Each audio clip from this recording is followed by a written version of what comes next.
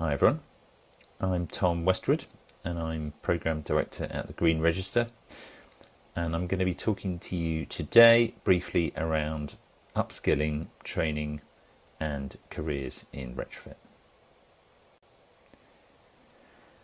So retrofitting buildings is one of the biggest and most important challenges we face, and you would have heard a lot about that today. And it has multiple benefits for society: reducing energy bills, increasing comfort, and reducing carbon emissions. But do we have a sufficiently large and sufficiently skilled workforce in place to tackle it? In this presentation, I'll be talking briefly around upskilling, training, and careers, three key aspects to delivering retrofit. To encourage people into the sector, we need to demonstrate the demand and the job opportunities. There's a lot of talk about the green economy, but what does that really mean? Well, one key aspect is retrofit. There are 29 million homes in the UK, most of which would benefit from retrofit works to a greater or lesser extent. So the work opportunities are huge. And this will require both training new recruits to increase the workforce and upskilling of the existing workforce. So what upskilling and training are required? There's a large workforce out there who are familiar with both new build and renovation, but may be less familiar with how to upgrade an existing building without the risk of unintended consequences. The three central pillars of retrofit are insulation, ventilation, and heating. And how these are coordinated is essential. Insulating an existing building without considering ventilation can increase damp and mould risk. Installing insulation to existing homes also needs careful consideration to avoid cold spots and to interface at junctions with other elements and around openings such as windows and external doors. Most homes have kitchen and bathroom extracts, but that may be all. Homes need a holistic ventilation strategy to be comfortable and to avoid damp and mould.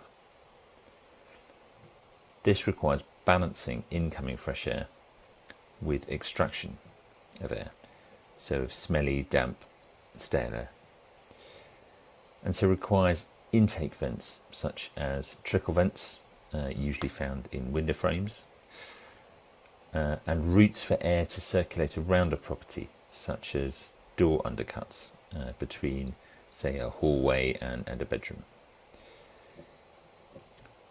Whilst contractors and consultants may be familiar with these individual measures, how many are undertaking full home surveys and are recommending a set of coordinated upgrades to homeowners? And the third pillar of retrofit is heating. We need to move to fossil fuel-free heating systems in our homes. And this means electric heating, which means heat pumps. There are various different kinds of heat pump, but air source heat pumps are the most practical for most properties. However, there is a lot of misinformation out there surrounding air source heat pumps. How many contractors are sufficiently well informed about heat pumps to recommend their installation, including any associated measures required, and to also advise homeowners on the government grants that are available?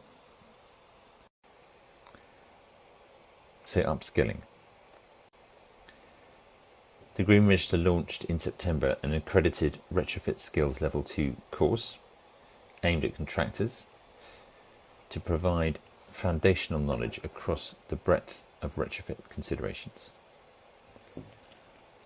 The course is intended to increase contractors' confidence and competence in tackling retrofit projects, and to help homeowners identify those contractors with the skills to undertake the work required.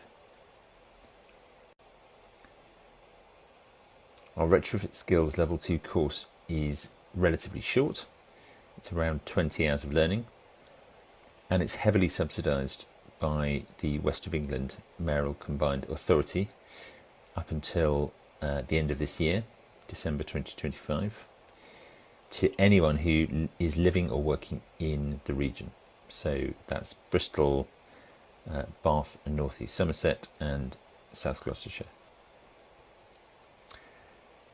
Further to the wide range of training events the Green Register runs across sustainable construction, we saw developing this qualification as essential to helping facilitate retrofit in the region.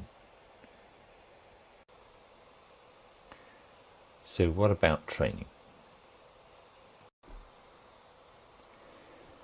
So in addition to upskilling the existing workforce, recruitment is required to increase the workforce as well, including encouraging school leavers into the green construction economy.